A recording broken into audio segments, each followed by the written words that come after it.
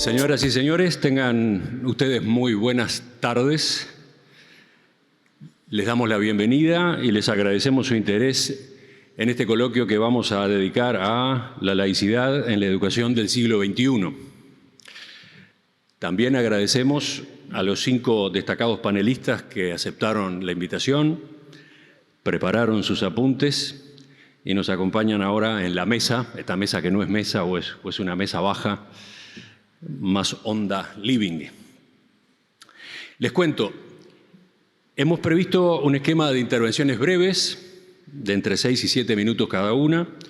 Lo que buscamos es que sobre las 19:30 ustedes ya tengan el panorama de las diferentes ponencias, porque así después dejamos un buen espacio para el intercambio, con preguntas llegadas del público presente en sala, algunas otras tal vez mías, que permitan profundizar en los dichos de algunos de los expositores y también abrir discusiones, mini discusiones entre ellos, si corresponde.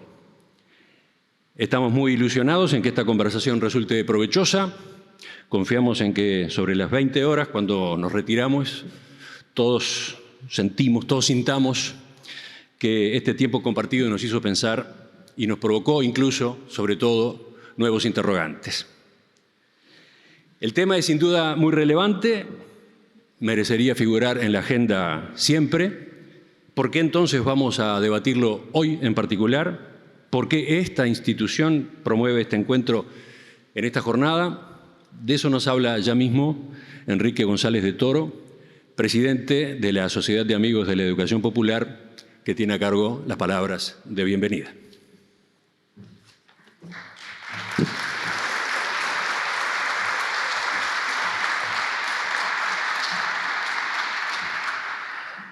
Bueno, muchas gracias por acompañarnos. Buenas tardes para todos y desde ya nuestro agradecimiento a todos ustedes por acompañarnos en este acto que celebra y destaca uno de los pilares fundacionales de nuestra institución y de la educación uruguaya toda, ya que al celebrar el natalicio de José Pedro Varela, nuestro fundador, también celebramos el Día de la Laicidad. Hace tiempo que hablamos. ¿Cuándo empezamos a actuar?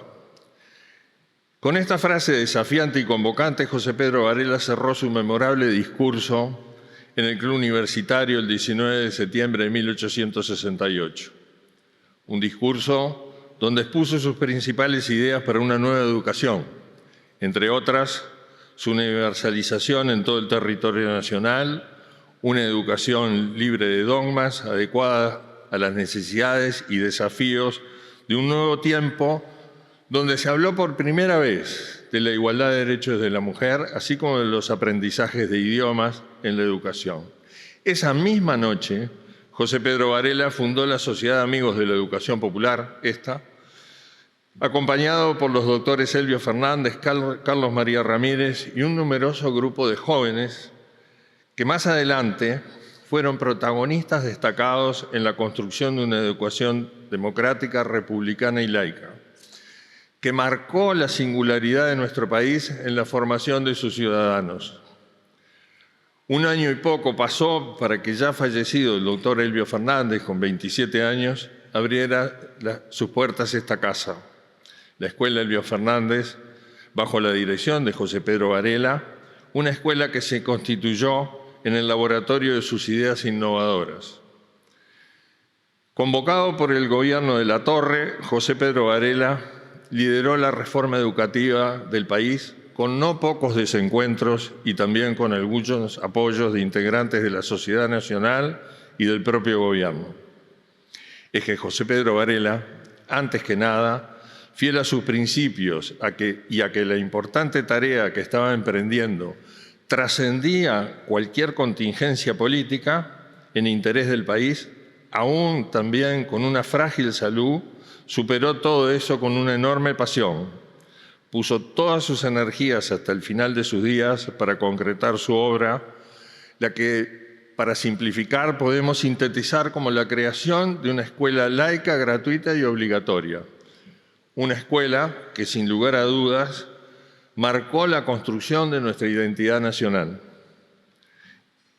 Quisiera destacar que ya han pasado más de 100 años desde que la Constitución del 1918 consagró la libertad de cultos en nuestro país y la independencia del Estado de cualquier religión, permitiendo todas sin apoyar ninguna. Es también mencionable en este caso que la redacción de ese texto constitucional también tuvo un hombre de esta casa, Alfredo Vázquez Acevedo, quien acompañó a José Pedro Varela desde el primer día y fue también gestor de la reforma universitaria. La separación de la Iglesia del Estado se procesó en un marco histórico, cultural y político específico, lo que algunos analistas históricos han dado en llamar el arreglo laico. O sea, fue la forma en que el país alcanzó acuerdos que aseguraron la libertad de conciencia, así como su libre expresión y práctica. Lo que promovió y sostuvo José Pedro Varela y luego consagró la Constitución fue un marco de valores morales y éticos que permitió la construcción de una sociedad que contempla la dimensión espiritual del ser humano en su absoluta libertad de conciencia, sus reglas de convivencia y las normas que la regulan. En el marco de esos valores, la laicidad es un principio base de nuestra identidad, de nuestra forma de ser, de nuestra práctica republicana y democrática, de la permanente reafirmación del respeto por la dignidad humana, junto con el respeto y el acatamiento del orden legal. Así fue que el Parlamento, en el año 2018 y por la Ley 19626, a iniciativa de la Alianza por la Educación Laica, APEL, consagró el 19 de marzo como el Día de la Laicidad en homenaje a José Pedro Varela. No nos cabe duda que esta educación laica es una construcción permanente que debe adaptarse a los tiempos que vive cada generación, de manera que todos valoren sus virtudes mientras siguen profundizando en su significado y sentido. Todo esto para poder enfrentar los permanentes desafíos que se presentan a través de nuevas formas de radicalismos, intolerancias, aquí y en el mundo entero. Sociedades oprimidas, minorías que no tienen la libertad de expresarse en lo político o en lo religioso, viejas y nuevas formas de intolerancia comprometen la libertad personal y colectiva, amputan la libertad de pensar y entender realidades diferentes, así como la libertad de pensar y expresarse. En ese sentido, reiteramos, la laicidad, aunque su origen parezca tan lejano, nos sigue interpelando en la actualidad y nos desafía de cara al futuro. Por eso, agradecemos efusivamente la presencia de las autoridades de prestigiosas universidades de nuestro país que han aceptado nuestra convocatoria en el día de hoy para que junto a las autoridades de nuestro instituto universitario podamos intercambiar ideas a propósito de la educación del futuro en el marco de la laicidad, rasgo de nuestra identidad como país. Dejo así abierto el encuentro, reiterando el agradecimiento a la Universidad de la República, a la Universidad de Montevideo, a la Universidad Católica y a la Universidad Ort, que nos acompañan en este encuentro, del que seguramente saldremos muy enriquecidos y con ideas para pensar. Muchas gracias.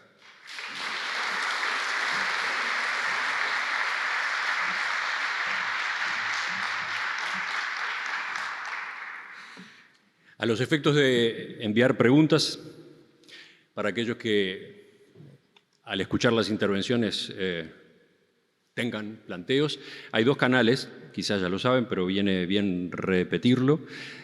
Uno es la última historia de Instagram en la cuenta del Instituto Universitario Leo Fernández, @IUEF_Uruguay.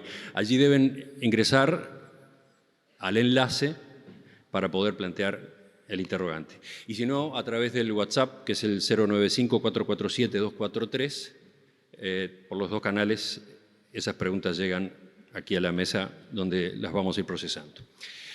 Damos paso a la primera de las intervenciones. Escuchamos al padre Gustavo Monzón, licenciado en Teología por la Pontificia Universidad Católica de Chile, licenciado en Filosofía por la Universidad del Salvador de Argentina, doctor en Teología Moral por el Boston College de Estados Unidos. Tiene experiencia docente en varias universidades del exterior y de acá. Hoy es el vicerrector de la comunidad universitaria de la Universidad Católica del Uruguay. Además, allí enseña Filosofía del Derecho y Filosofía Política. Bueno, buenas noches para todos. Muchas gracias por acompañarnos acá en este tema que es algo que constituye nuestro ADN como uruguayos. Y a esto, cómo fue un proceso de concientización, de hacerse consciente viviendo afuera, lo que representa la laicidad. Como decía Milano Cotelo, me tocó estudiar en Chile una temporada y allí cuando tenía que hacer una investigación de un trabajo, no me acuerdo la asignatura, pero lo comenté en mi casa de jesuitas y dije, bueno, voy a estudiar el tema de la laicidad como un problema teológico, filosófico. Y un padre mayor, que ya era amigo de varios uruguayos, que había estudiado con uruguayos en los 60, en otras épocas, y había venido a Uruguay otras veces, decía, ustedes los uruguayos siempre estudian lo mismo, siempre están interesados de lo mismo. Es como que es eterno que se están preocupados por eso. Y yo como católico, como sacerdote, pero como uruguayo también, creo que la laicidad es un elemento que me constituye, que es muy de mi identidad. Es como que forma mi cultura política. Pero junto con la laicidad, con el valor de la laicidad como constitutivo de la cultura política uruguaya, otro rasgo fundamental es la democracia. Y uno puede decir, ¿por qué se conectan la laicidad y la democracia? ¿Cuál es la conexión, la íntima conexión entre estos dos mundos? Yo creo que es una conexión íntima y profunda, porque la democracia implica un régimen político que se caracteriza, entre otras de muchas cualidades, por aceptar, no tolerar, sino aceptar personas que viven, piensan y actúan diferente que nosotros. Y aceptarlas tan iguales como nosotros. Y eso no es natural, eso implica una elaboración, ese es el trabajo de la educación. Ir educando las virtudes cívicas, las virtudes de reconocimiento, las virtudes de civilidad. Y por eso es importante cultivar y cuidar la laicidad. Muchos autores identifican que la laicidad es una combinación de fines y medios, que los fines es respetar la igualdad moral y la libertad de conciencia y de pensamiento.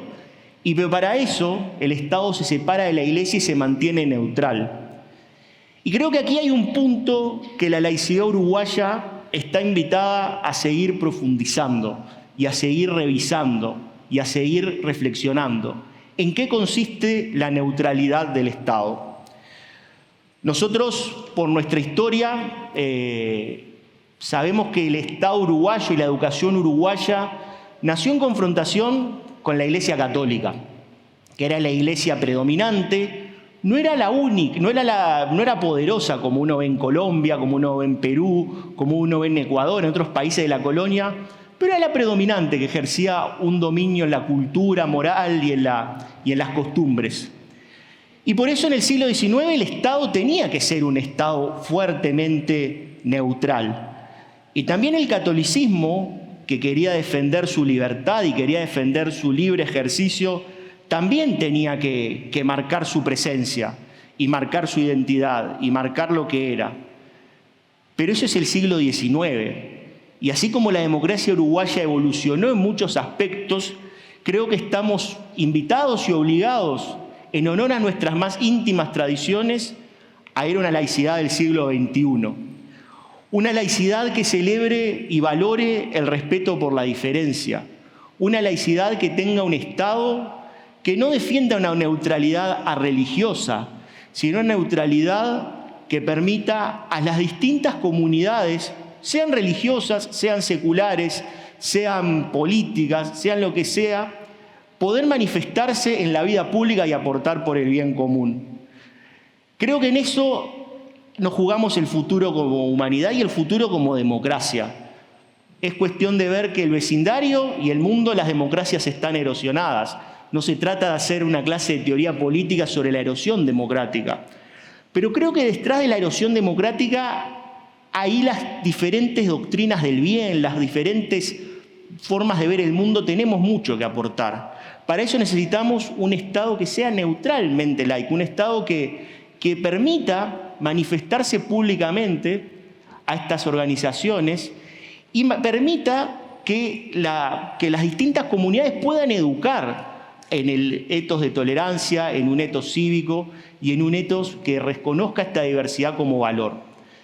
Tiro esto como disparador, seguramente seguiremos conversando, pero creo que en honor a nuestras tradiciones democráticas tenemos que seguir creciendo y ampliando nuestra laicidad y revisarla de acuerdo a nuestros tiempos.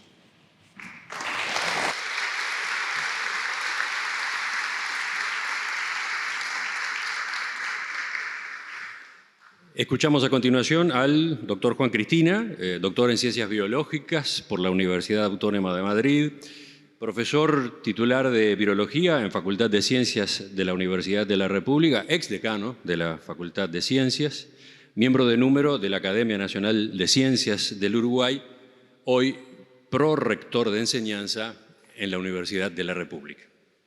Bueno, buenas tardes. Primero que nada quiero agradecer a los organizadores, a la Asociación de Amigos de la Educación Pública, a los amigos de Bio Fernández y a quienes me acompañan esta tarde en un tema, como decía el Padre Monzón, tan importante y tan metido en el ser uruguayo. Yo voy a hablar, en primer lugar, no puedo dejar de sentirme, decir, la historia personal. Digo, yo soy hijo de esa educación pública, de esa escuela valeriana. Yo hice la escuela, debo hacer una aclaración que yo era bastante malo en la escuela antes que se saturen los teléfonos de Elvio Fernández para que no llamen mis compañeros de la escuela número 69. Y creo que en realidad eso, lo que era ver, es decir, la virtud de José Pedro Varela, ya estamos hablando de 1870, 1880, de ver la importancia de la educación como ese cambio y ese ascenso social. Mi familia no sería lo que soy. Yo fui a una escuela humilde del buceo y fui investigador de los Institutos Nacionales de Salud en Estados Unidos. Entonces, y creo que cuando uno se pregunta, mirando hacia el futuro, qué es la laicidad o qué es la laicidad hoy, la laicidad es lo que nos permite el encuentro de todos, sin exclusión de nadie. La laicidad no es en contra de algo, sino que es la suma, digamos, de todos quienes contribuimos a esa comunidad nacional. Ahora, creo que hay algo que hay que decir en estos momentos, que es tan importante este tipo de instancias, el momento que atraviesa la educación uruguaya, en realidad la educación pública. Yo sigo creyendo, como me formaron en esa escuela, que la educación nunca es neutra, siempre está sujeta a un conjunto de valores que se enseña. Por eso nunca va a haber una inteligencia artificial que sea capaz de sustituir a un docente, lo cual no quiere decir que no haya que usar métodos modernos. Bueno, decir en 5 minutos los problemas de la educación es muy difícil.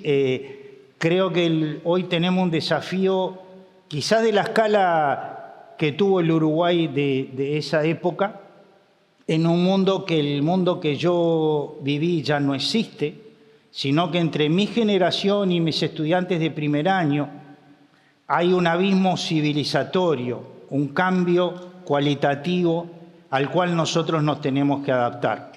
No podemos pensar que todo lo virtual no ejerce una influencia educativa. No estoy haciendo un juicio de valor de las redes sociales, pero es un objeto, digo, son elementos de la realidad. Y digamos, aquel mundo local y que crecía de a poquito, linealmente, que es el mundo que vivimos nosotros de jóvenes, ese mundo hoy no existe. Ese mundo es un mundo global y que crece exponencialmente. Y de ahí la importancia de que si uno piensa en los escritos de José Pedro Varela, habla de ciudadanía, que es una ciudadanía plena en el siglo XXI. Eso va a estar dado primero por los valores, que son aquellos valores democráticos básicos que constituyeron el ideario artiguista, lo que a nosotros nos formaron. Y creo que la transmisión de valores en un mundo tan complejo y cómo las instituciones educativas nos adaptamos en un periodo tan corto de pasar de esa educación quizás enciclopedista y de otra época a preparar las nuevas generaciones del siglo XXI. Este es un desafío, yo creo que de la misma magnitud que quizás se vio el Uruguay en 1870. ¿Cómo hacemos que las nuevas generaciones de uruguayos podamos tener una ciudad plena? Si usted y justamente la apuesta a la educación fue lo que sacó al Uruguay adelante. La educación, porque usted si no conoce los elementos, si no aprendió a pensar, si no conoce, es imposible que usted tenga una ciudadanía plena en el siglo XXI. Y eso es lo que está ocurriendo hoy en vastas partes, no solo de los problemas que tenemos nosotros, sino del mundo occidental, un poco de lo que hablaba el padre Monzón, de la erosión de las democracias por esa falta de educación. Digo, es un problema dificilísimo de cómo afrontamos este siglo XXI. Esto es lo que tenía para decir en la primera intervención. Muchas gracias.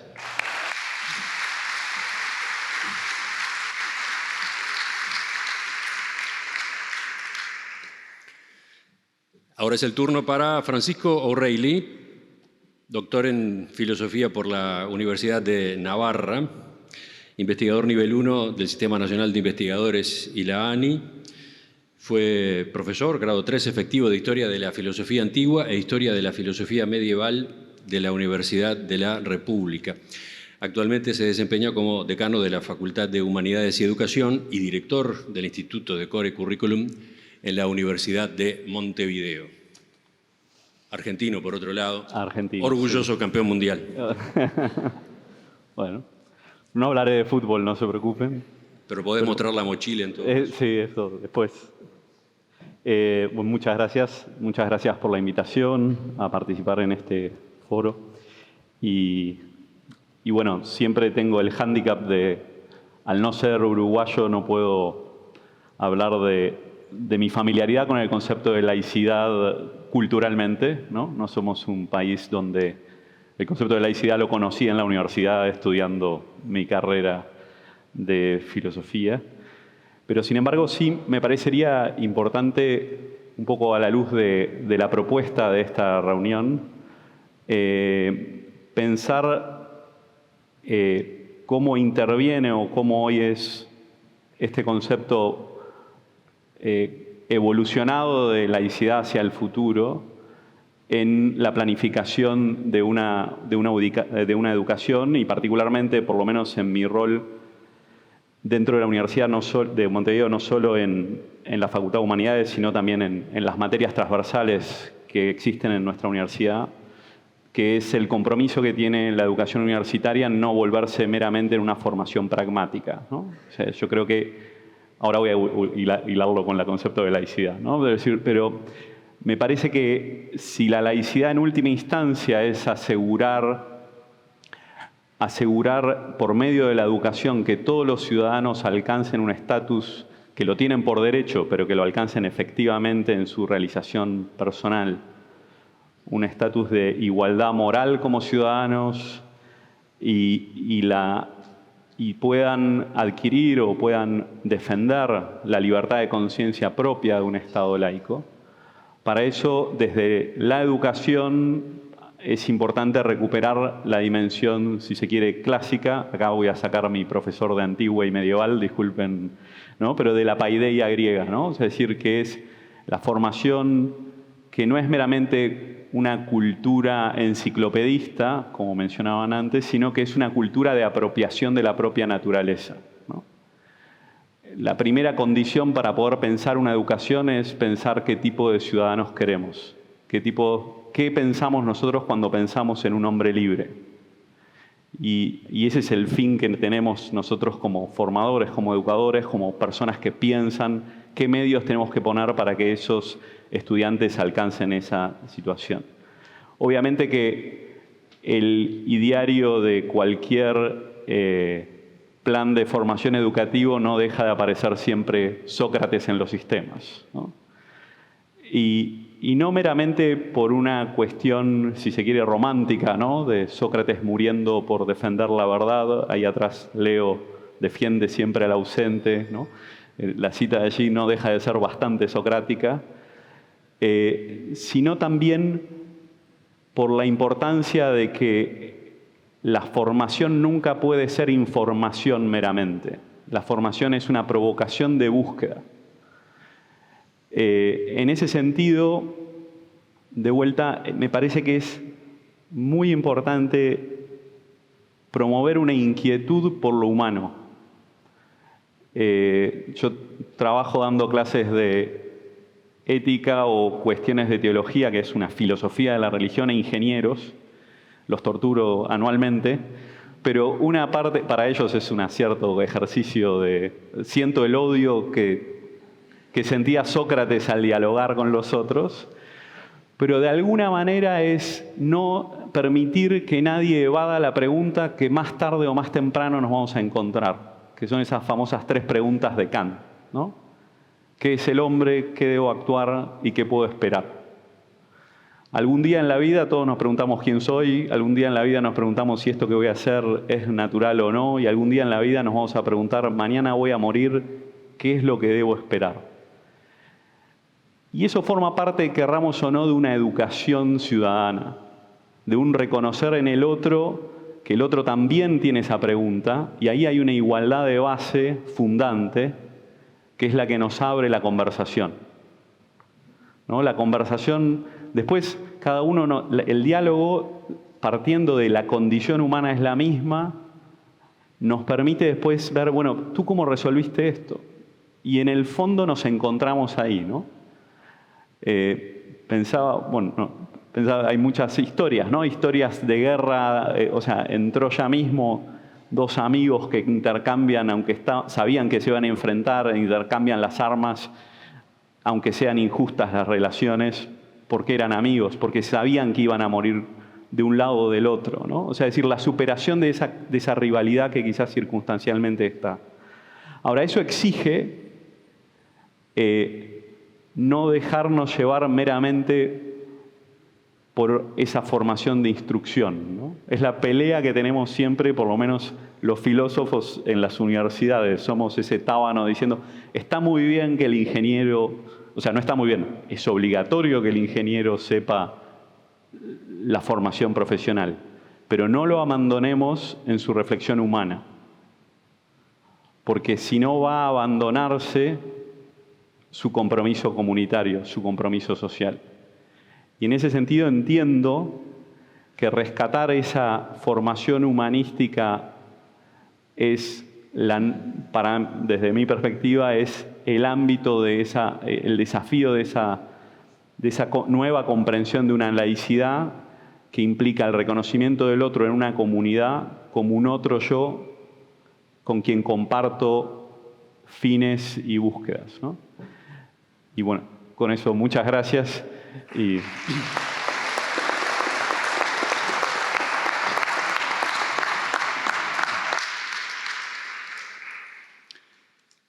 Está la invitación para que continúen acercando preguntas mientras escuchan a los expositores.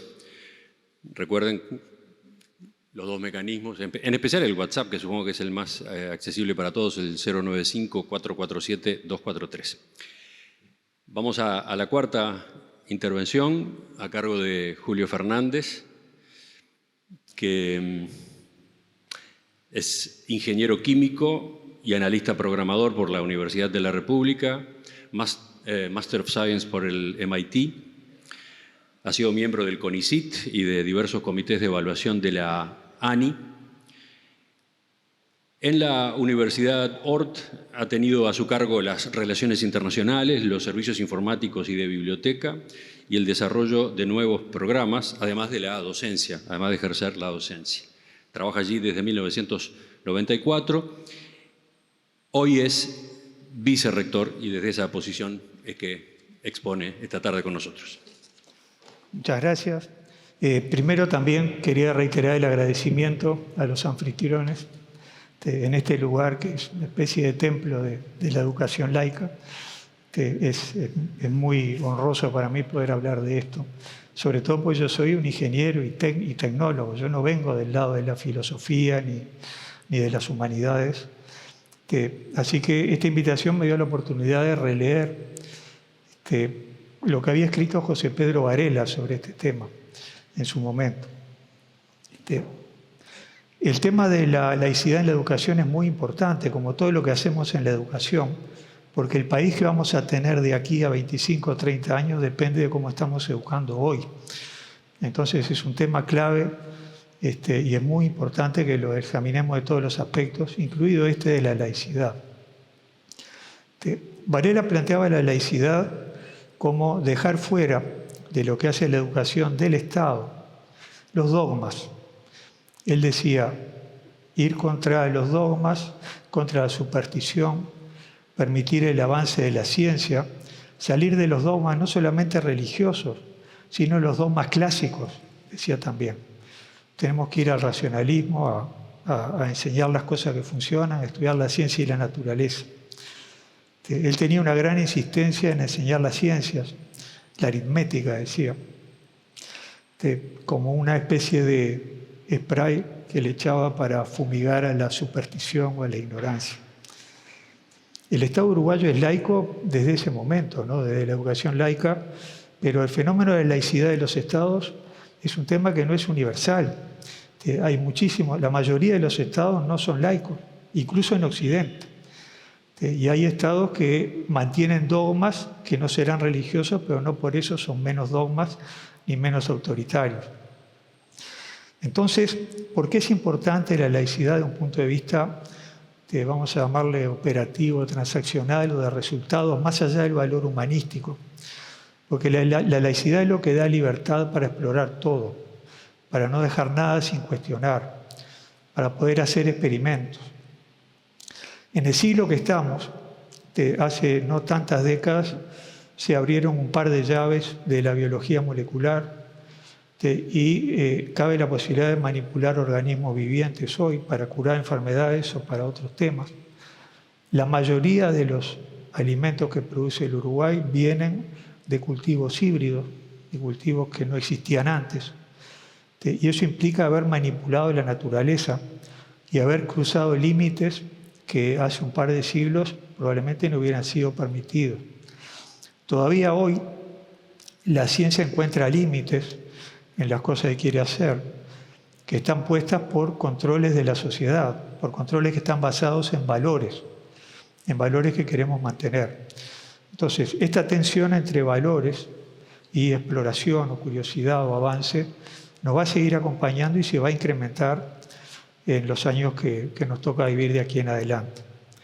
Y les voy a dar otro ejemplo que es la creciente utilización de herramientas de inteligencia artificial generativas.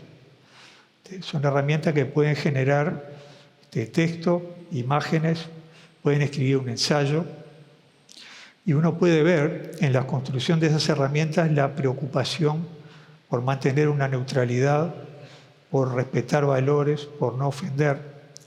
Pero el uso de esas herramientas, más la globalización que va conectando cada vez más todas las sociedades, nos va a llevar a desafiar una serie de concepciones que hoy todos tenemos como básicas, como parte de los valores humanos. Ya estamos viendo hoy cómo se desafía, por ejemplo, la privacidad.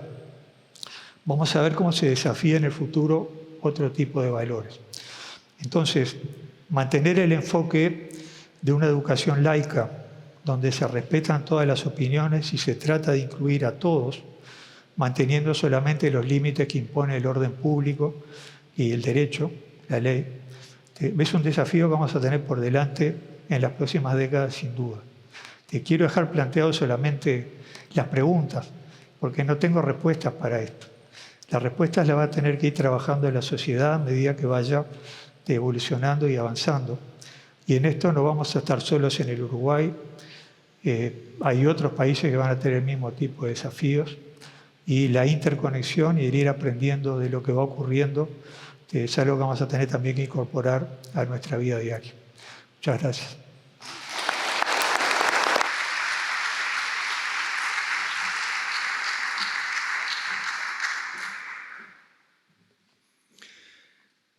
Cerramos la serie de intervenciones con el anfitrión, con el dueño de casa.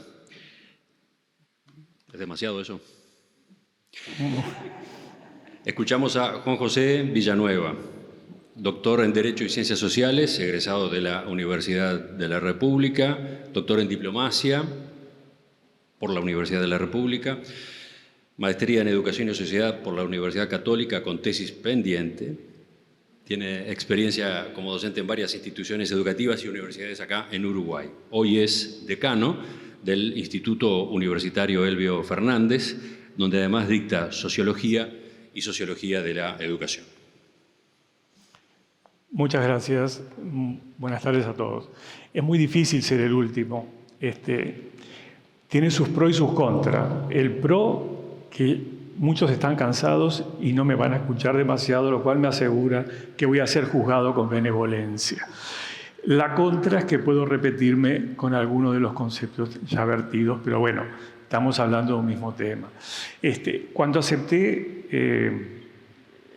junto con el presidente de la SAEP, armar un poquito este encuentro y estar aquí, dije, sí, la laicidad es un tema ya manido para los que estamos en la educación.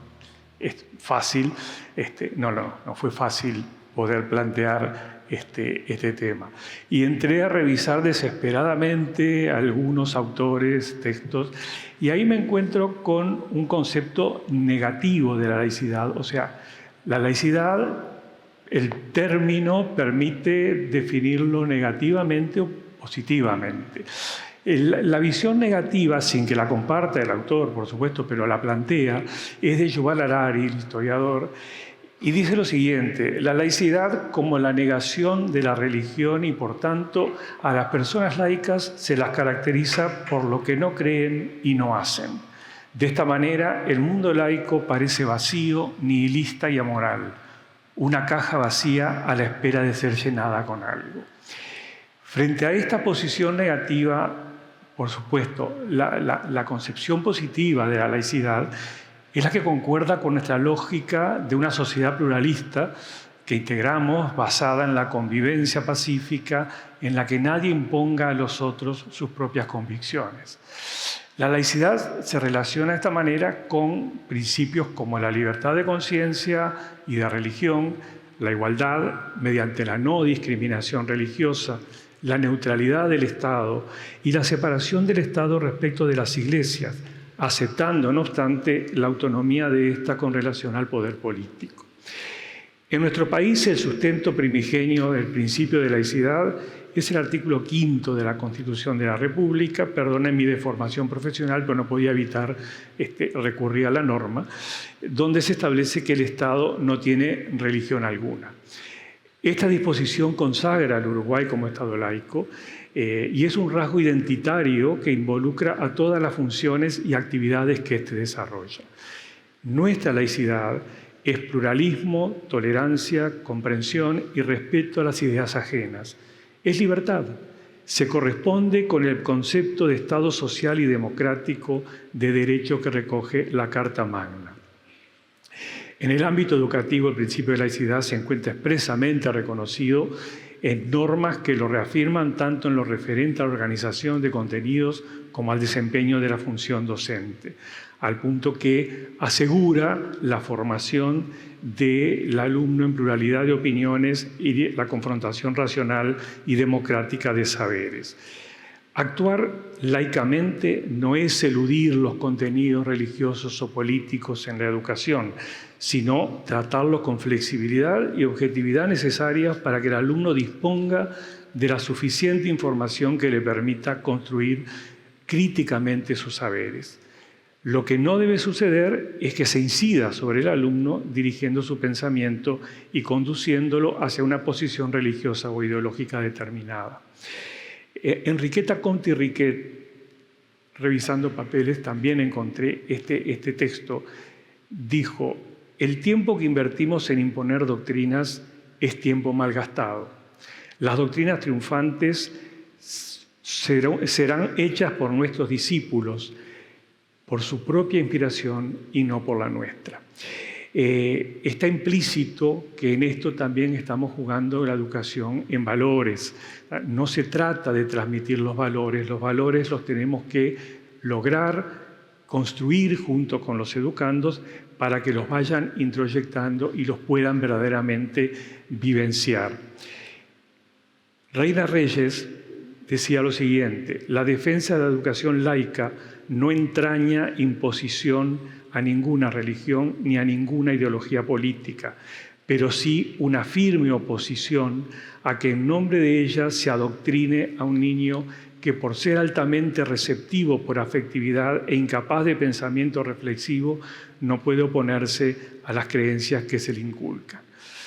El siglo XXI nos exige extremar esfuerzos para preservar la neutralidad del Estado laico y, por supuesto, la laicidad en la educación, en virtud del potenciamiento de extremismos ideológicos y fundamentalismos que los vemos constantemente a nuestro alrededor.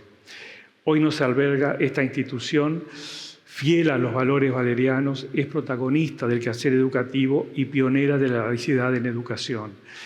Yo me permito terminar con la misión, el texto de la misión de nuestro instituto. Es contribuir al desarrollo de personas libres, reflexivas, críticas, solidarias y sensibles a través de una educación profesional integral, laica y pluricultural. Proponer formas de aprendizaje que conjuguen el saber con el saber hacer y que promuevan el desarrollo de competencias que orienten la toma de decisiones y el actuar de manera ética y responsable frente a los desafíos de la sociedad de nuestro tiempo. Si cumplimos con esta misión, estamos convencidos que respetamos, preservamos y promovemos la laicidad. Gracias.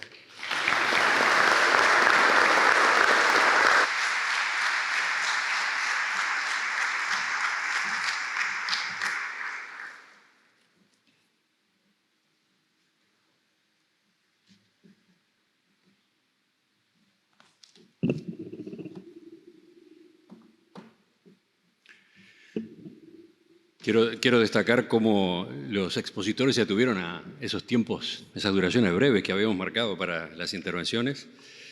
Fue realmente impresionante. Y ojalá que lo que viene ahora, entonces, para el intercambio que viene, ojalá con el tiempo que tenemos, que podamos avanzar más.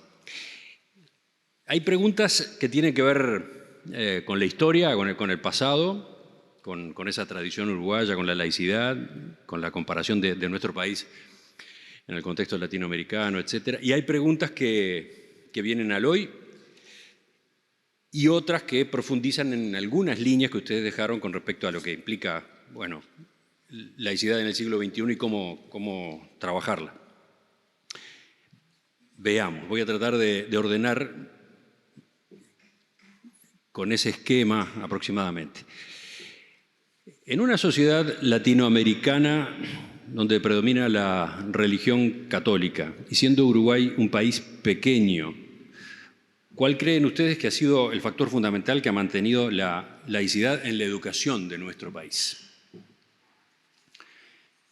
Esta es una pregunta abierta para todos, no tiene un destinatario en particular. ¿Quién la toma? ¿Sí? Sí. Escuchamos a Monzón, entonces. A ver, creo que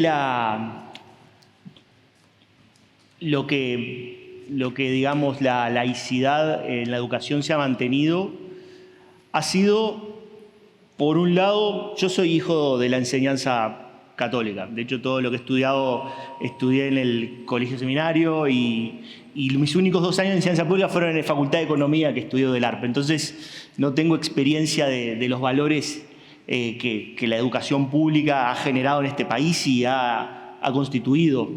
Pero creo que algo también que ha permitido la laicidad en la educación pública ha sido tener un sistema educativo con un propósito. Es decir, el sistema educativo público tenía un propósito, que era formar uruguayos que venían en migración aluvional.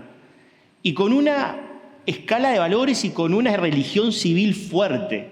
Digamos, en Uruguay se dio una religión civil similar a Francia, los valores de la República, la jura de la bandera, que eso los alumnos del colegio católico lo teníamos que hacer, la jura de la bandera, las fiestas patrias, el cultivo de la virtud ciudadana. Creo que en eso ha mantenido una educación pública fuerte y ha mantenido una identidad de educación pública fuerte, que también en algún momento se asimiló en la educación católica y se le dio lo propio. Creo que esos valores republicanos tenían una fuerza motivacional fuerte en las primeras décadas del siglo XX. Hoy día, bueno, pueden ser formas vacías que necesitan reencantarse. Yo creo que esta religión cívica, que en un momento quiso reemplazar las religiones reveladas o las religiones monoteístas, fue algo muy fuerte que mantuvo la identidad de la educación. Religión cívica. Capaz que entonces podemos conectar con esta otra pregunta que venía tanto para O'Reilly como para Monzón. Según su experiencia, ¿creen que en Uruguay se vive a nivel educativo laicidad o más bien laicismo?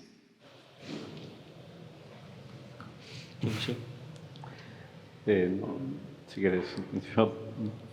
Yo creo que, perdón que hable ya 2 veces, pero en algún contexto yo creo que se vive un laicismo, una comprensión de la religión como una fuerza oscura, irracional y una visión negativa de la religión, que obedece un poco, yo creo que a comprensiones decimonónicas y una visión de la ciencia que también ha sido puesta en debate en la filosofía contemporánea, una visión de la racionalidad que ha sido puesta en crítica y mostrar que no es perfecta. No sé si...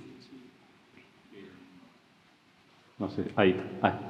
Sí, perdón, yo soy de reacción lenta a veces, no siempre, pero quizás... Esto de las preguntas a boca de jarro no es para cualquiera. No hay problema, pero... hay margen para pensar un rato. No, pero juntando un poco 2 ideas, yo creo que en el proceso como que conviven las 2 visiones, algunas más culturales y otras más teóricas, ¿no? A nivel cultural, por cultural me refiero percepción popular, ¿no? Afirmación. En mis 6, 7 años como profesor de filosofía antigua y medieval en la UDELAR, pasaban 250 alumnos por año, o sea que tengo una experiencia de reacciones. No faltaba el año que la gente decía, bueno, pero ¿hay algún autor que no hable de Dios?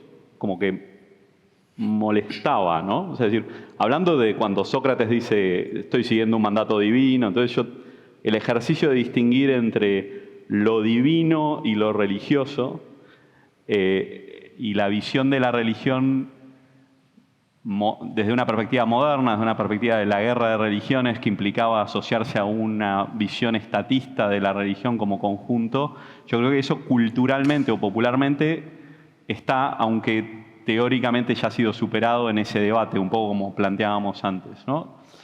En ese sentido yo creo que forma parte del proceso, de un proceso histórico de que la cultura popular todavía mantiene cuestiones que la academia ha superado, ¿no? Entonces, en ese sentido yo creo que estamos en un proceso de convivencia de ambas visiones. ¿Otro comentario? Cristina. Me parece que me gustaría decir algunas palabras de la formación que recibimos en el sistema público en nuestra época. Primero, hay diferencias históricas entre el Uruguay y los otros países de América Latina que rompen los ojos, ¿no? Y después, en realidad, para muchas de nuestras familias, en especial para la mía, creo que esta visión de la educación era una visión de ascenso social. Era la única manera, que creo que sigue siendo la misma hoy, de un verdadero ascenso social que de otra manera en una sociedad democrática es absolutamente imposible. Yo creo que eso es una característica más allá de los problemas que tenemos, ¿no? Que fue un poco la visión que llevó a ese Uruguay de a muchas de nuestras familias, digamos, lograr un ascenso social que de otra manera hubiera sido posible. Pero creo que cuando se hacen esas preguntas también me gustaría decir algo sobre nuestros estudiantes, porque muchas veces nos autorreferimos a la tercera edad, y en realidad me gustaría decir algo sobre, yo creo que esas preguntas hoy, más bien de lo que yo conozco de los estudiantes del siglo XXI, es una ausencia de reflexión. O sea, la gran discusión hoy, que ustedes la pueden ver incluso en la última Conferencia Mundial de la UNESCO de la Educación Superior, es que tenemos dos posiciones diferentes. Las instituciones se quiere imponer un modelo que es de instrucción instrumental. No digo que la instrucción esté mal. Usted puede hacer 3 cursos en Google que lo certifica y se puede conseguir un trabajo estupendo. Ahora, que eso es educación, no estoy de acuerdo. Y hay esos modelos. Nosotros nos referimos como una institución de educación. Por supuesto, la instrucción también es necesaria. Y como somos una institución de educación, es tan importante el rol del docente. Trato de enganchar preguntas que estén más o menos relacionadas. Vamos a esta. Yo tenía otra que era para el ingeniero Fernández. Esta la planteo, por lo visto, sin destinatario. ¿Cómo es posible que con las enseñanzas que nos ha dejado la historia resurjan en Occidente movimientos de corte neofascista, radical, xenófobo? ¿Hemos fallado en la educación o en la transmisión de los valores laicos, plurales, inclusivos y democráticos? ¿O hemos sido desbordados por otras causas que trascienden e interpelan a la educación? Ingeniero Fernández. A mí me parece que la educación es en parte una lucha contra algunos aspectos de la naturaleza humana. Y por eso es que ocurren estas cosas. La naturaleza humana es, tenemos tribus. Yo soy hincha de Peñarol, por ejemplo. Y entonces, bueno, nos juntábamos y hay otra tribu, y etcétera, lo que te va a ocurrir ahí. Yuval Harari habla de esto ampliamente, ¿no? Y tiene su teoría sobre el futuro de la humanidad. De manera que, en realidad, para que no ocurran todos esos fenómenos, tenemos que estar todo el día, todo el tiempo, trabajando para reconocerlos, recortarlos, acotarlos, evitarlos. No es una cosa natural que nosotros vamos a adoptar la laicidad y todo el resto va a andar bien, ¿no? Parece que requiere un trabajo constante. ¿Sí? No, complementando un poquito, creo que la educación, bueno, no es perfecta porque el hombre tampoco lo es, pero no olvidemos que al vivir en sociedad estamos sometidos en un proceso de socialización a la acción de diferentes agentes socializantes. El centro educativo, la escuela, la educación, como queramos llamarlo, es uno, pero paralelamente a ese factor socializante están los otros.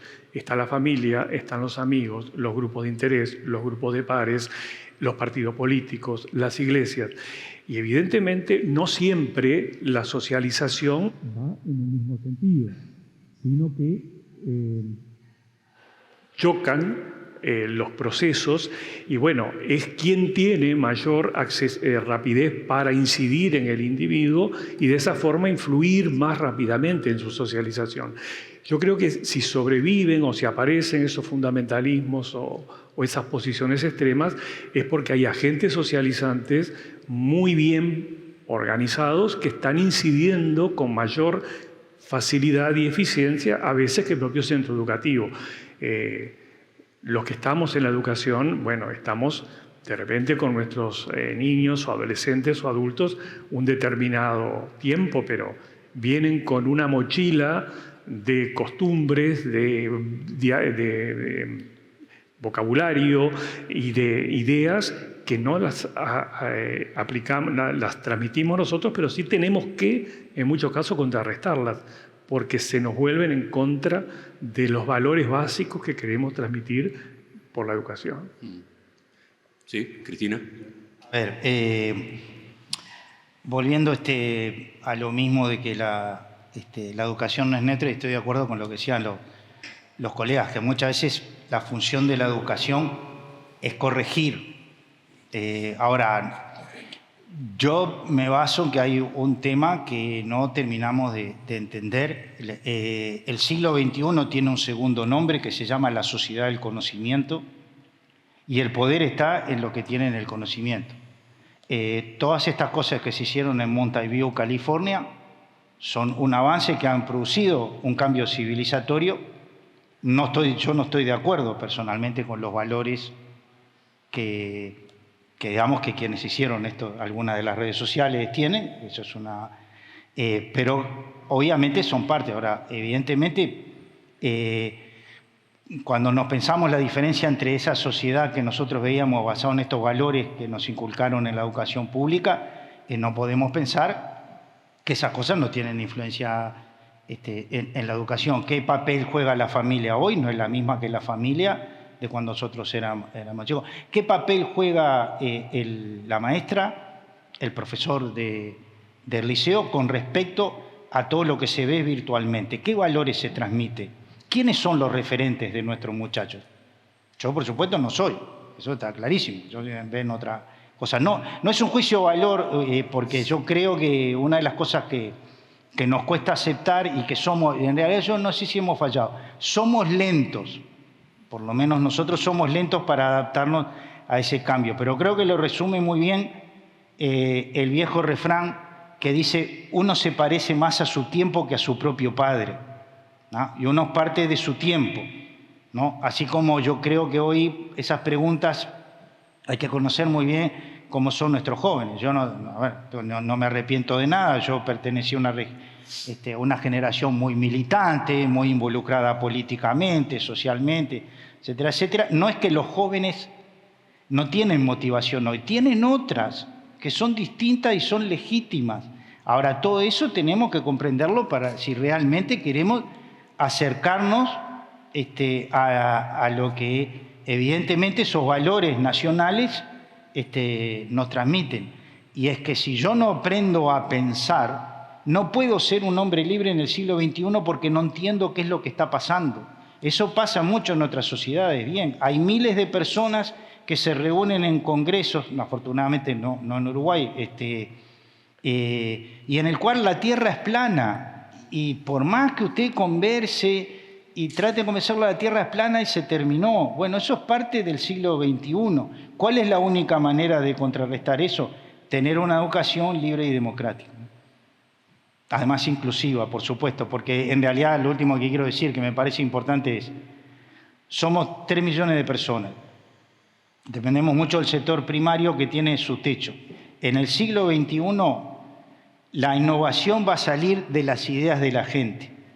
Y los números que nosotros necesitamos de educación superior son ampliamente superiores si queremos tener un éxito en el siglo XXI. Sigo por acá, justamente porque quedó dicho en algunas de las intervenciones y está apareciendo en las respuestas a las preguntas un par de factores que hoy desafían redes sociales, plataformas tecnológicas, inteligencia artificial. Por ejemplo, se plantea acá, y ustedes dirán quién la responde, implica seguir un poco por ahí, ¿no? La relación entre laicidad y tecnología es compleja y presenta tanto oportunidades como desafíos. Por lo tanto, es importante promover la educación en el uso responsable de la tecnología. ¿Qué piensan ustedes? ¿Consideran que la educación hoy respalda esa hipótesis o piensan que es necesario profundizar más el proceso y el cuidado de la laicidad como valor de permanente vigencia? ¿Sí? A mí me parece que más que laicidad acá, deberíamos hablar de respeto y de convivencia y de valores compartidos, ¿no? La laicidad es una consecuencia de eso. Y más que de las redes sociales y de la tecnología, a mí me gustaría hablar de la ciencia, ¿no? A Galileo le hubiera venido muy bien que el Estado italiano hubiera sido más laico de lo que era en ese momento, ¿no? Y a muchos otros que terminaban en la hoguera también. Hoy en día no ocurre ese tipo de fenómenos de manera física, pero ocurre de manera virtual, ¿no? Uno presencia el patoteo virtual por Twitter, por la red social que ustedes quieran elegir, con consecuencias graves sobre la personalidad, sobre la libertad, porque en el fondo la presión social también es una forma de coartar la libertad, aunque no sea un tema legal. Entonces, a mí me parece que el tema de fondo es siempre, vamos a defender la libertad, vamos a respetar a los que piensan distinto, y el fenómeno de las redes sociales yo creo que se va a acomodar con el tiempo solo, porque es una cosa muy nueva y lo que ha hecho es poner a cualquiera al mismo nivel. Antes de las redes sociales, para expresar una opinión, uno tenía que llegar a un medio, tenía que estar en el púlpito de la iglesia, tenía que tener alguna otra forma de que le hicieran caso a los demás. Y ahora alcanza con que uno ponga un disparate suficientemente grande en una red social para que eso se viralice y bueno, despierte las interacciones que despierte por el resto del mundo. Creo también que hay una sobrevalorización, una sobrepreocupación de lo que hacen las redes sociales. Quizá no hay que darle tanta importancia como le estamos dando, porque en el fondo lo que estamos escuchando es la voz de todo el mundo al mismo tiempo allí, ¿no? No es que hayan cambiado las cosas, lo que pasa es que ahora las podemos escuchar, las podemos ver. Hasta ahí llego. Sí, quizás no estamos escuchando la voz de todos al mismo tiempo. Todos o casi todos se expresan, pero uno no necesariamente escucha a todos, ¿no? Ahí está uno de los problemas. Viene filtrado, por lo que nos llega viene filtrado, claro, por lo que nosotros mismos hemos puesto. A eso iba, sí. Entonces, estaba la pregunta de si la educación, quizás la universitaria en este caso, trabaja suficientemente esto, ¿no? La cultura en cuanto al manejo de las redes sociales, el comportamiento, la valoración. Creo que hay un tema con respecto a las redes sociales que pueden fomentar esto que decía el ingeniero Fernández, que de escuchar a todos, pero uno aislarse en la tribu, de salga lo más primario, la tribu. Y creo que, por lo menos en la educación universitaria, compartimos la Universidad Católica y la Universidad de Montevideo esta experiencia del COR, que es cursos humanísticos de filosofía, de antropología, de ética, de sociedad y religión, que implica dos cosas: vincularse a distintas carreras y tratar lo humano, es decir, de romper las burbujas que pueden ser las carreras, pero también las burbujas ideológicas y conceptuales. Creo que ahí el trabajo de la formación filosófica, la formación humanística, trae, como dice la filósofa Nussbaum, de generar la empatía, y uno con la empatía, y no con empatía como un emotivismo moral, sino la empatía de que detrás de esa posición hay otro ser humano como yo y lo tengo que respetar porque tiene la misma dignidad.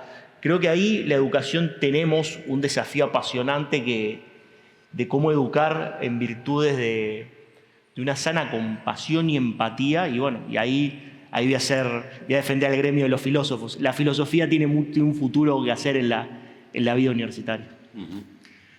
Pero a la pregunta de si se está haciendo suficiente, ¿cuál es la respuesta? Yo creo que parte de la formación universitaria transversal, y creo que eso participan todas las universidades, exige que el alumno aprenda a ponderar los distintos niveles de autoridad, ¿no?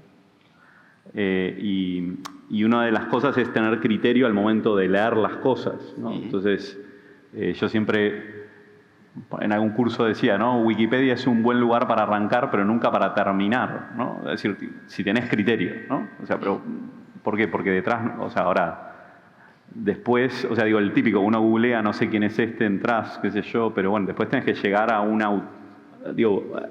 el concepto de autoridad en el sentido más genuino del término, no en el sentido arbitrario, sino que decir, en el sentido, sabemos que ese alguien conoce de primera mano esa investigación, hace eso, y poder saber jerarquizar los conocimientos implica una manera de apropiarse la forma de adquirir los conocimientos. Y en ese sentido yo creo que justamente, como decía antes, no estamos instruyendo en información, sino educando en cómo apropiarse y generar un conocimiento. Y en ese sentido me parece que sí se está formando. Nos da un poco de miedo, perdón, y con esto, porque este verano con lo de ChatGPT fue como un aluvión de discusión, y la analogía que usaba con un amigo que se dedica a inteligencia artificial es como si el día que salió una grúa que levanta millones de kilos en el puerto, la gente se hubiera asustado porque la gente iba a perder el estado físico, porque no iban. Bueno, tenemos que preocuparnos para que la gente siga pensando, ¿no? Ahora, la inteligencia artificial nos ayuda a leer en muy poco tiempo, a leer, procesar información que antes nos llevaría mucho más tiempo. Entonces, lo relevante es que la sociedad sepa entender esa información y se tiene que ejercitar para poder hacerlo, como cuando vamos al gimnasio, pero no hace falta levantar y hombrear bolsas en el puerto para tener un buen físico solamente, ¿no? Perdón la analogía, no sé si sirvió, pero bueno. Cristina está pidiendo la palabra, pero creo que fue él que dijo hace un rato, a propósito de este tipo de desafíos, que siempre íbamos a ser lentos, ¿no?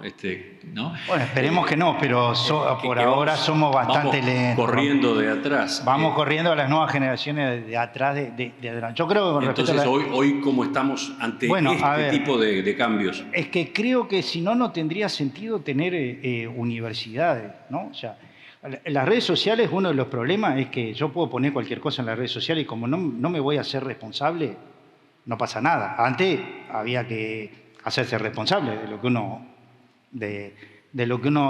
decía. Es lo que vivimos durante la pandemia. Yo recuerdo perfectamente, fue el 13 de marzo del 2020, yo insistiéndole al rector, tenemos que cerrar, esto es muy grave, tenemos que cerrar y cerramos, ¿no? Cerramos y tuvimos que pasar a la virtualidad, una universidad que tiene 150.000 estudiantes, ¿no? Se imaginarán el desafío, que nos fue bastante bien, creo que también gracias a un enorme esfuerzo del cuerpo docente, de los estudiantes, más allá de los problemas que pueda haber. Entonces tuvimos la pandemia aceleró toda una discusión de estos procesos. Ahora, después tuvimos la discusión inversa, ¿no? Pero y ahora que estamos en la virtualidad, nos obligan a venir de vuelta a la facultad. ¿Por qué son tan malos que nos hacen venir de vuelta a la facultad? Porque es una institución educativa. Yo no me voy a dejar defender por un abogado que haga toda la carrera por internet. Esa es la verdad del asunto. ¿Por qué? Porque se supone, lo que nosotros pretendemos es justamente lo que hablábamos hoy, ¿no? Y lo que decía el representante Delvio Fernández. Formar personas libres y responsables que aprendan a pensar. Entonces, por supuesto, no somos ajenos y obviamente hay una parte de la educación virtual que va a avanzar como debe avanzar todos. No podemos seguir dando la misma clase que el siglo XIX. De hecho, yo siempre digo en la universidad que si hoy damos una clase teórica para 600 personas es que no aprendimos nada. Ahora, creo que también, por otro lado, ¿a qué debería ir uno a la universidad, que es una institución educativa? Porque lo que te transmite el profesor es aprender a pensar, te pone situaciones, te transmite la ética profesional, cómo se hacen las cosas, te transmite su experiencia y eso, bueno, de Sócrates para acá es esa escuela. De hecho, nosotros que somos científicos somos en realidad herederos de una escuela filosófica griega, ¿no? Que entendía que la naturaleza podía ser entendida. Entonces ahí es que es tan importante. Por eso yo no creo en no digo que la virtualidad y la formación a distancia no tenga su lugar. Ahora, si hablamos de instituciones educativas, eso tiene que estar complementado. Por eso vamos a las universidades, si no, no tendría sentido ir a una universidad. ¿Todos coinciden en ese enfoque? Sí. porque de algún modo voy a insistir con el tema a partir de otra pregunta que ya ha tenido respuesta, de eso estamos hablando en definitiva, pero me gustaría tener capaz que una ronda con todos, con respuesta de cada uno. Algo ya dijeron cada uno de ustedes en sus intervenciones iniciales. ¿Qué deberían estimular o qué no se debería descuidar en los sistemas educativos para promover una educación plural, democrática, inclusiva y laica? Puntos concretos, ¿no? ¿Qué deberían estimular o qué no se debería descuidar? ¿Sí? De nuevo, Cristina. Voy a ser muy breve, voy a ser políticamente incorrecto porque veo que hay muchas autoridades de la educación presentes y autoridades nacionales. Creo que justamente lo que hablábamos de la educación tiene que tender a corregir cosas porque obviamente nadie puede negar las ventajas y las posibilidades que tienen los jóvenes de hoy, que ojalá nosotros las hubiéramos tenido, ¿no? De aprendizaje. Hoy hay para elegir 1000 cosas, etc. Lo que nosotros sabemos, obviamente yo no me voy a meter en el desarrollo curricular, digamos, porque yo salvo de educación superior, no estoy capacitado para hablar de otros estamentos, pero sí sé lo que tiene que haber. Y en realidad una de las cosas importantes, sobre todo para todas las carreras en general, para las áreas de las ciencias, tanto de las ciencias básicas como de las ciencias sociales, tiene que ver con el desarrollo del lenguaje, que tiene que ser temprano, ¿no? Si nosotros de la escuela, como sea que se haga, no logramos tener un desarrollo del lenguaje, luego nos quejamos en la universidad porque la gente con el texto no pone 3 palabras, ¿no? Entonces va a la Facultad de Ciencias Sociales de una universidad y dice, bueno, haga un ensayo de 10 páginas sobre Sócrates, y eso no es posible, ¿no? Entonces, ¿por qué? Porque sabemos de los procesos neurobiológicos, de que en estas edades nosotros desarrollamos con el lenguaje los valores simbólicos. El lenguaje no deja de desarrollar las áreas que tienen que ver con cómo nosotros comprendemos los símbolos. Sin el desarrollo del lenguaje tampoco podemos comprender los símbolos matemáticos básicos, que es otra cosa que tiene que estar, que tiene que ver con lo que en la vieja escuela, discúlpeme, en la vejez, tiene que ver con Pitágoras, ¿no? O sea, si nosotros de la escuela no tenemos desarrollo del lenguaje y no tenemos desarrollo de las matemáticas pitagóricas, no desarrollamos las áreas del cerebro cuando somos niños, que son importantísimos para poder edificar ese edificio de pensamiento que va un poco conectado con los valores que veníamos hablando. Entonces, yo si quieren puntos concretos, yo sé que siempre lo digo en todas las charlas y no siempre están las personas de acuerdo conmigo, yo creo que eso sería fundamental y además son la evidencia científica que tenemos del desarrollo enorme que han tenido las neurociencias en este periodo. Seguimos. Villanueva.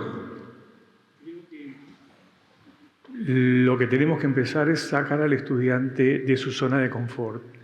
Vienen durante mucho tiempo acostumbrados a que el conocimiento se transmite dado y sin embargo creo que ahora lo que hay que lograr es que desde el propio estudiante se genere el conocimiento, se discuta, se investigue, se pueda lograr una verdadera creación e intercambio intelectual.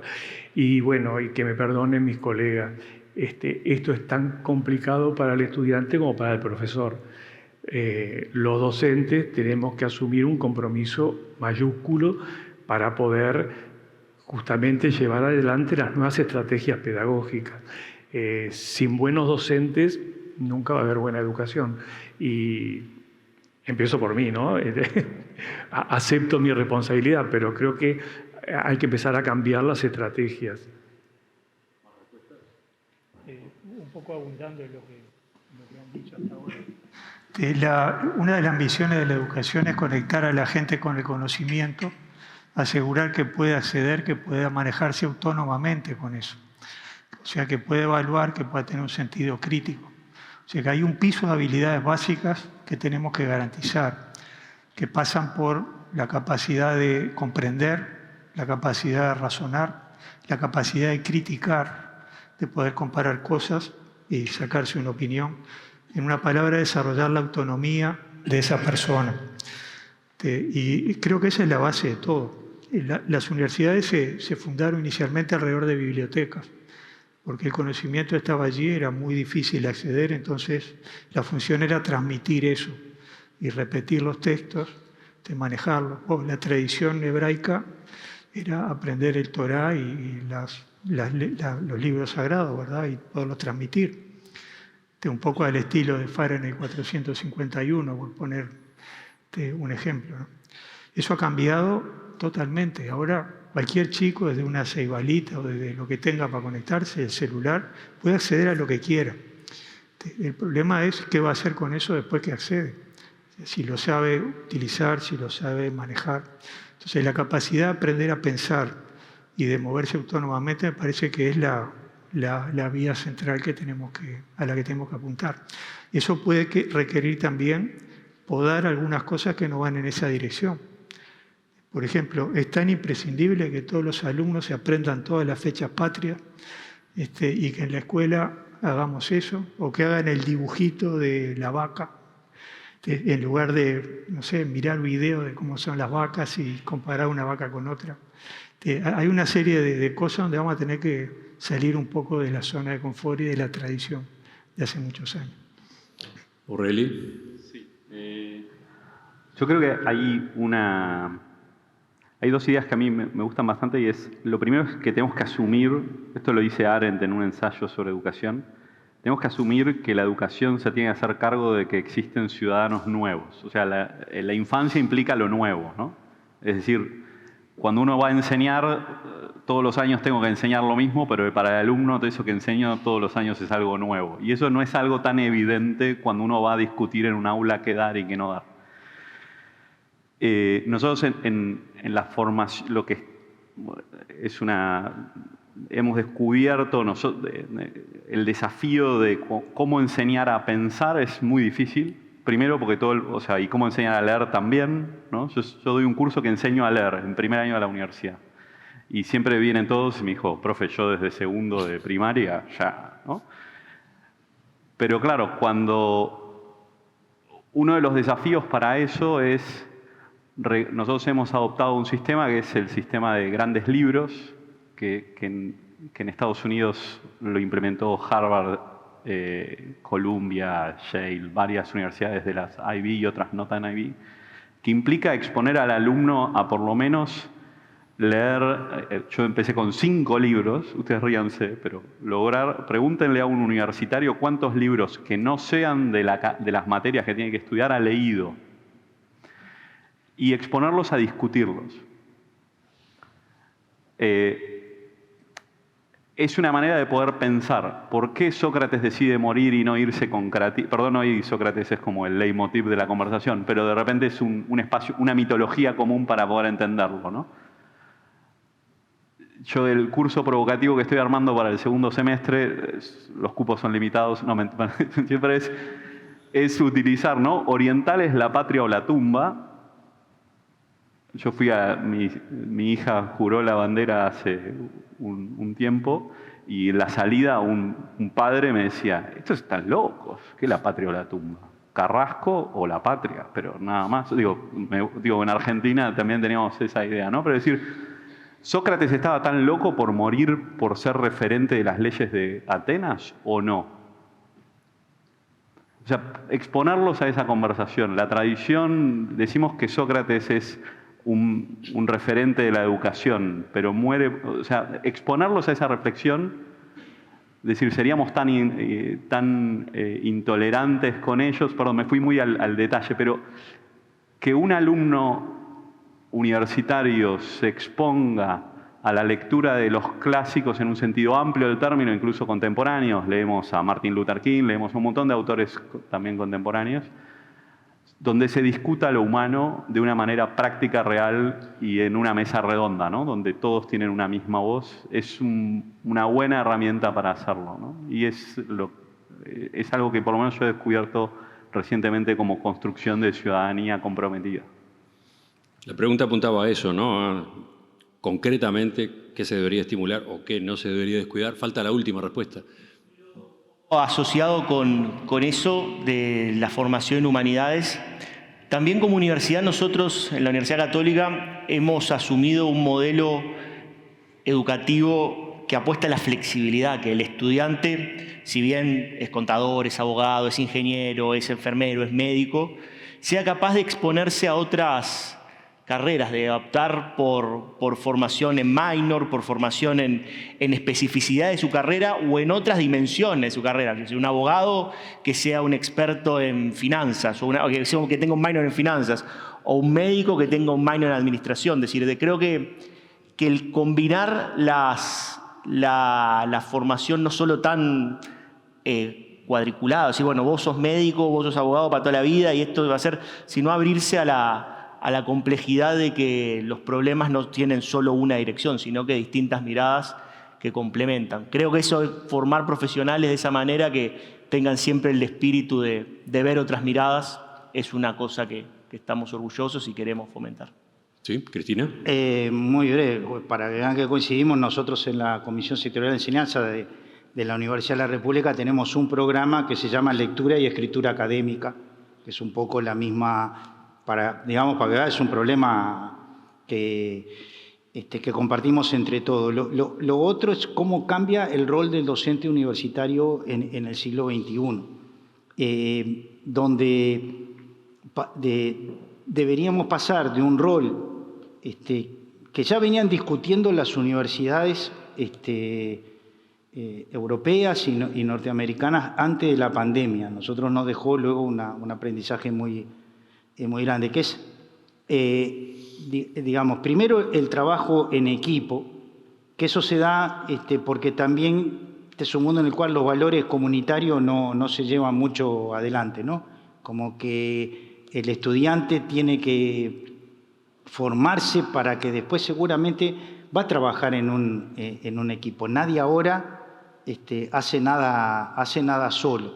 Y entonces en las universidades lo que evolucionan, y nosotros lo estamos intentando, es, hoy obviamente tenemos medios electrónicos que permiten que los cursos teóricos, incluso los teóricos masivos, se puedan realizar en plataformas virtuales, polimedia, etc. Y a lo que están evolucionando las universidades en el rol del docente es que luego el grupo se divide en grupos más pequeños, como el curso que yo doy en primer año en Facultad de Ciencias, en el cual uno no va a dar el teórico que corresponde ese día, ¿no? Ellos ya tienen que haber leído esas cosas y uno discute con ellos, pone situaciones de cómo se deberían resolver. Eso es lo mismo para matemáticas o para derecho. Podría ser, bueno, si yo estoy haciendo un curso de derecho romano, en el teórico vi cómo eran las cosas, ¿no? Ahora lo que evoluciona es que el profesor no va a darle el teórico, sino que va a decirle, bueno, con lo que ustedes vieron, ¿cómo resolverían esta situación? O los ingenieros en el campo de la ingeniería, con cálculo, etc. Y yo creo que también, obviamente, como decían los colegas, tenemos mucho para formarnos nosotros como docentes, ¿no? Tenemos discusiones en las cuales nos falta muchísimo. Por ejemplo, ahora está en discusión, hablando de cosas concretas, ¿no? De la educación híbrida, en el cual yo tengo clases que son virtuales, al mismo tiempo que estoy dando la clase presencial. Obviamente yo soy de una generación que sinceramente yo no estoy preparado para eso. La idea, probablemente las generaciones jóvenes que nacieron con esto sea más fácil, pero también son las dos cosas, ¿no? Lo que tenemos que formarnos nosotros como para ser verdaderos profesores en el siglo XXI y adaptarnos a las generaciones de otro tiempo. Estamos ya en el límite del tiempo, pero está quedando una pregunta que mira hacia adelante y que tiene un destinatario en particular, pero me parece bueno incorporarla porque es muy, no sé, original o provocativa. ¿Ustedes creen posible que Uruguay lleve la laicidad a otros países? Por ejemplo, mediante Mercosur, Naciones Unidas u otros organismos internacionales. O sea, ¿Uruguay debe proponerse ser pionero en esta política educativa en América Latina?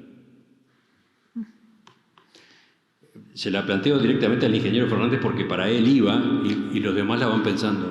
Bueno, voy a intentar contestar. Es muy complicado tratar de exportar algo que es un patrón cultural uruguayo y que viene de toda una historia. Quizás si nos va muy bien en la educación, alguien nos pueda tomar como referencia o intentar copiarnos algo, pero salir a exportar algo, una de las razones que la laicidad tiene una razón es que las instituciones que estaban antes eran todas débiles, ¿no? La Iglesia Católica no tenía una raíz tan fuerte como tenía en otros lugares. Mismo el resto de la sociedad, una sociedad nueva, formada. La colonia española aquí nunca fue una cosa importante, era un puerto de salida para luego llegar a Europa, ¿no? Y eso permitió que desarrolláramos un perfil propio, donde no tuvimos que luchar contra otras fuerzas que existen en otros lugares. Entonces, pensar que vamos a poder exportar eso a mí me parece difícil, por decir algo diplomático. Yo no me animo ni a manejarlo. Villanueva, creo que está pronto para contestar. Comparto lo que acaba de decir el colega. Cada sociedad es una cultura en sí misma, entonces el proceso de transculturación, que es algo normal dado la facilidad de comunicación que hay entre las distintas sociedades, es inevitable, pero también trasladar así fríamente de una cultura a otra una política o un concepto como la laicidad es complicado, porque además no tenemos que perder de vista que cuando adoptamos factores culturales de otra realidad, debe complementarse la adopción con la adaptación, porque de lo contrario, lo que funciona acá puede no funcionar en otra parte. Entonces no podemos perder las realidades. Yo no me animaría a poner una empresa de importación de laicidad, pero bueno, capaz que sería cuestión de reunirnos y pensarlo, y una vez lo logramos, pero exportación, perdón, no importa. Pero bueno, creo que no es tan fácil. ¿Les pareció disparatada la pregunta? ¿A mí? No. No, es rara, ¿no? Es rara. No, es ¿Qué rara. dicen los demás? A ver, yo creo que es muy difícil exportar procesos históricos, como también nos ocurre cuando pensamos otra cultura. No quiero hablar fuera del hemisferio occidental, donde hay otras realidades. Me parece que sí, obviamente, como Uruguay tradicionalmente ha hecho, ¿no?, de defender los valores democráticos, los derechos humanos, digo, cosas de ese tipo, pero exportar procesos históricos a otras realidades, por lo menos yo que he trabajado en distintos países del mundo y he tenido compañeros musulmanes, judíos, hindúes, etcétera, de culturas que indudablemente hasta para ellos es difícil comprendernos a nosotros. No veo cómo podríamos hacer pasar eso a otra cultura, como también lo que hablamos de los procesos a adaptación, ¿no? Evidentemente, uno de los problemas hoy en el mundo es que en un mundo que hay tanta migración, es luego cómo las personas que migran se adaptan a los valores que están en la cultura que están. Nosotros, en fin, somos de determinada manera. Evidentemente tenemos tradiciones que vienen de nuestras familias, de las tradiciones de nuestras familias italianas, de nuestras familias españolas. Tenemos un tipo de cultura que yo creo que no es trasladable a otros países, incluso de la región, donde también cuando hablamos de América Latina, dependemos de qué país estemos hablando, son países que además son pluriculturales, donde hay distintas culturas con un sentido de la persona, del medio ambiente, del tiempo, de la realización humana, que es diferente de la cultura en la cual, latina, en la cual nosotros nos hemos formado. Sí. Está breve nomás. La pregunta no es absurda, porque nosotros vemos estados militantes y sociedades militantes que sí nos intentan trasladar otra cultura a nosotros. Así que no es absurdo pensar que eso puede ser un camino de dos vías, ¿no? Monzón. Creo que la laicidad no se da en el vacío, no es como una cosa que, bueno, desde ahora instalo la laicidad, sino que la laicidad es fruto de un proceso histórico de idas y vueltas. Entonces creo que hay tantas laicidades como países. Digo, me acuerdo del modelo de Turquía, que fue una adaptación de la laicidad francesa, terminó generando valores propios. Entonces creo que no, yo no sé si podremos ser los abanderados de la laicidad en Latinoamérica o en el mundo. Sí, yo creo que podemos compartir nuestra experiencia, lo que es vivir en tolerancia, resolver los conflictos pacíficamente y saber que la laicidad es un proceso de construcción ciudadana e histórica. No es como de la noche a la mañana, sino que implica apropiación de los distintos grupos que forman la sociedad en compartir un mismo valor republicano, un mismo valor cívico. Entonces yo creo que no se podrá, no vamos a ser buenos exportadores de la laicidad. ¿Y la última respuesta?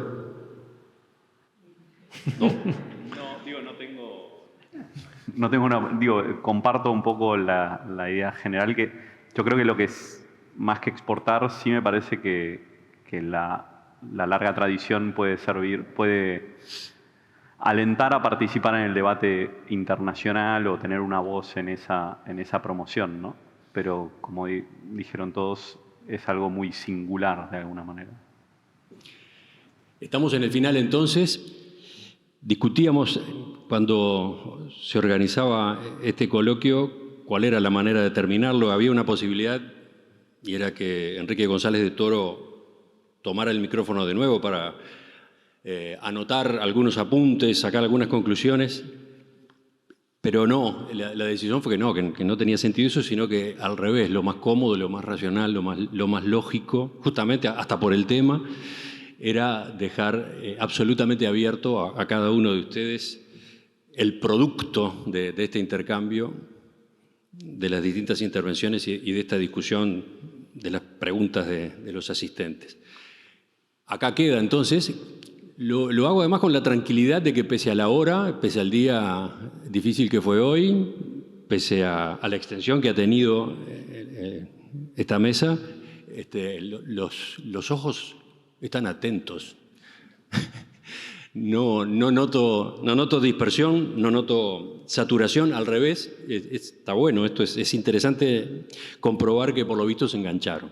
Así que entonces, con el agradecimiento en nombre del Instituto Universitario Elbio Fernández para quienes han estado hoy en las butacas, Gustavo Monzón, Juan Cristina, Francisco Reilly, Julio Fernández y Juan José Villanueva, el agradecimiento a ustedes por la atención, por las preguntas. Cerramos y nos despedimos hasta la próxima, porque estoy seguro, tengo la convicción de que este fue un punto de partida, de que habrá otras instancias.